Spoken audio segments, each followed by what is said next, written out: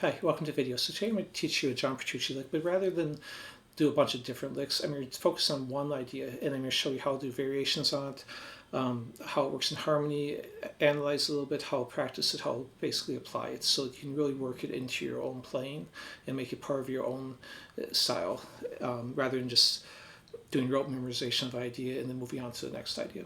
So I'll do a quick preview of some of the ideas I'm going to show in this video, and then I'll break everything down slow and explain it. So here's the lick we're starting off with. And of course you take it to ascending also, but the original one was just undescending. You can take it off different notes in the key with the same pattern but different notes. Or you can create original licks, like this is one I created using that.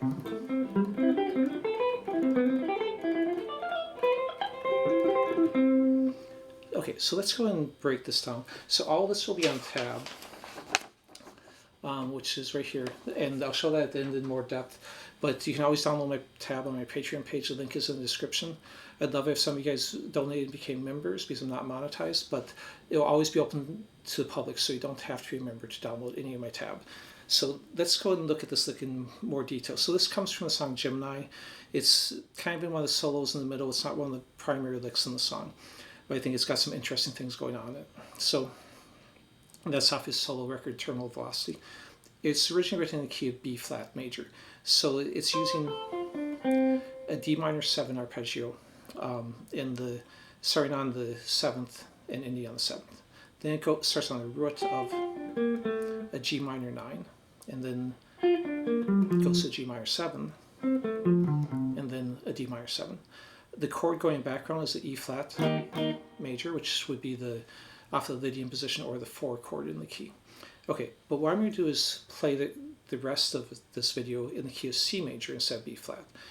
The reason for that, for one thing, I think it's good to practice licks if you want to use them in improvising in different keys, but especially in whatever keys you use the most. And the most common keys on guitar are C and G.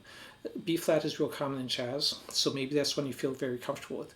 But even if you feel comfortable with a key, when you learn something new, I put in the keys that you use the most or that you feel the most comfortable with, because you'll see how it interacts with other licks, your other scales or other arpeggios, and how it fits in your scales. You'll be able to visualize that better in the keys you use the most than a key that maybe you feel comfortable with but don't use as often. Okay, so I'm picking C both because it's a common key, but also because almost all my instructional stuff I put in keys, so that way licks I teach in one video you can easily, without changing keys, mix them with licks from another video. So in this case then, it's going to be on an E minor 7, an A minor 9. Now on this, when you're doing this, if you want a variation, you could go to the A minor 7 here, which would be like this. And sounds perfectly good too.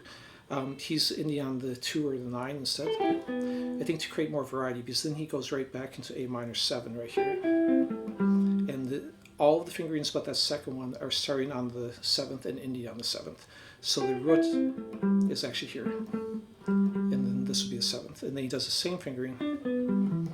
Now because of the symmetricalness of this pattern, the picking is the same all the way through. He's starting on a downstroke, 3 upstrokes, down. That sets you up to do a downstroke on the string under it. Down, up, up, up, down, down, up, down. Now if you want to reverse this, that's how it's done in the song. If you want to reverse this though, I would just reverse the picking. I'd start on upstrokes so you can then sweep the 3 downstrokes. So up, down, down, down, up. And this is written on the tab, the picking directions.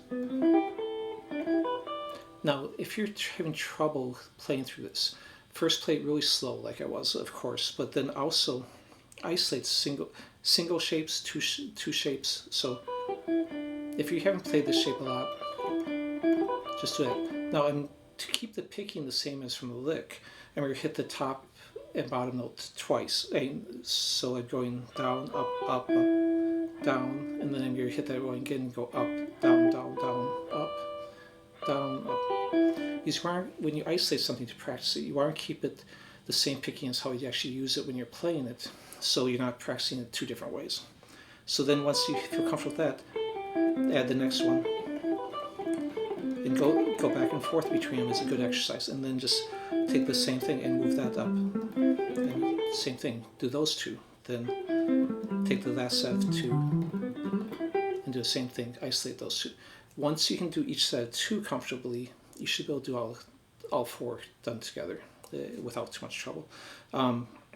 I'm in the exercise, go ahead and doing the ascending too, because I think the ascending sounds just as good as the ascending. And again, it's not about duplicating what he did in a certain song to me in this. It's about how you can make it into that's useful for you in your improvising. So the next step that I normally take is, if I like a pattern like that, I'm going to say, well, I want to use it more than just in this one spot, in the one key. So I'm going to look at, does it fit anywhere else in the key? Well, this one happens to fit the exact same if I move up to, so it's originally been done on the E, which is off the Phrygian or the 3 chord if you're thinking chords, and the A, which is the relative minor off the 6. But I can move it up off the A and the D minor, and those, so A minor and D minor, and you'll have the exact same fingering actually. So the exact same fingering fits in 2 different places. So the A minor would be a 6 and the 2, so the 2 of the minor chords or arpeggios in the key. But let's take it into a little bit more diverse than that. So let's also go through all the other possibilities. So basically what this is doing, if I'm thinking of it like in chord progression, like a 1, 4, 5, 2, 5, 1, something like this, the D, rather than thinking of this, right, or the E in this case, I was going back to key of B flat as D, the E is the 3, and the A minor is the 6. But since I'm only using those 2, I'm going to think of it actually as the D being the 5 and the A being the 1. So it's a 5-1, using the 1 as the natural minor. So in that case, it's a very common thing, because you see a 5-1 in a lot of everything from blues to classical to jazz. You know, they might have different chords leading up to it. You know, jazz might be a 2-5-1, and blues might be a 1-4-5 or a 1-5-1. You know, different things. So anyways, so this is here, again, 5 going to a 1. Then I'm doing the 1 to the 5. So it's basically going 5, 1, 1, 5. Now, it doesn't matter if you think about that too much, but what that allows me to do is then move back to a different note behind it. Now, if you don't want to think any theory, all you have to do is think, okay, if I'm playing these 2 notes, I'm going to stay in the key, and I'm just going to move back 1 note. So instead of playing D, I play C. So I'm playing B, I'm going to play A. And then look at the next note and move it back 1. And look at the next note and move it back 1. And you'll find that the position that's right next to it. But another way to do this is start on here. Again, I'm going to start on the 7. So the root is going to be this. So it's a C major 7. I'm using this fingering because I'm going to move forward. A lot of times I'd use a 3rd finger if I was going to move backwards. But so I'm using this major 7, then remember it's a 5 to 1, so C, what's the 5? A, then what's the 1 of that? It would be F. So now I'm going to play F, and it starts on a root on here. So C, major 7, to F9. Here would be the F root, here's the F root, but I'm not actually going to root. Okay, I'm just going to take those first 2 arpeggios to keep it simpler, and because I think when you're improvising, it's better not to play too long a lick that's taken from someone else, because they're going to start sounding like them. If you break it in smaller pieces, you can use it without it being so obvious, the sounding like the original part. So now if we move up to the next position, D minor, going to a G7, again, D to G. Then we already did the E to A, and then this would be an F major 7. It's all, the first one's always a 7, and the second one's always a 9. And this would be, F would actually have a flat 5, so it would be a B. And this would be a B minor 7 flat 5, and also, because I'm doing 9, it's got flat 9. So, again, do it slow and then build up your speed to them. Next one, a G7 to a C, these again, G to C. And then this would be a minor 7, and then going to the D minor 9, which is the one I say is the same as the one we already practiced. And then this one's a little bit more of an oddball, because I'm starting with the minor 7 flat 5, and then ending with the E minor 7 with a flat 9. But that's kind of the benefit of doing this. You might be like, well, I've never actually played this way of fingering the B minor 7 flat 5 or some of these other fingers. And if you can find new fingering you've never done before, to me that's, if you've been playing a long time, that's kind of a big deal. That's more important than the licks, if you can find new ways to play a scale or new ways to play arpeggio. So anyways, so that's moving it through there.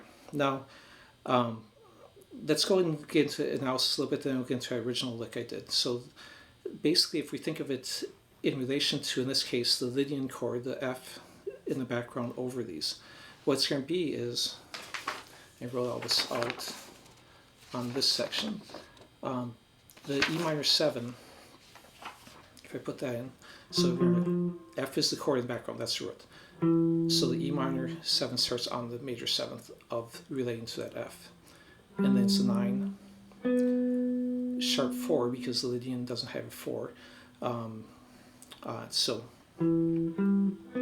that could be considered as major 7, 9, sharp 11, 13. So basically by playing this first arpeggio, the E minor 7, it adds all the extensions, 7, 9, sharp 11, 13 to the F chord. Now when I play a second one, that's an A, which starts on the note in the F chord. It's starting on the 3rd. Anytime you're starting on one that's in the chord, because everything is stacked thirds, you know it's going to be adding extensions to it. So it's going to have the 3rd, then the 5, if I'm just playing A minor,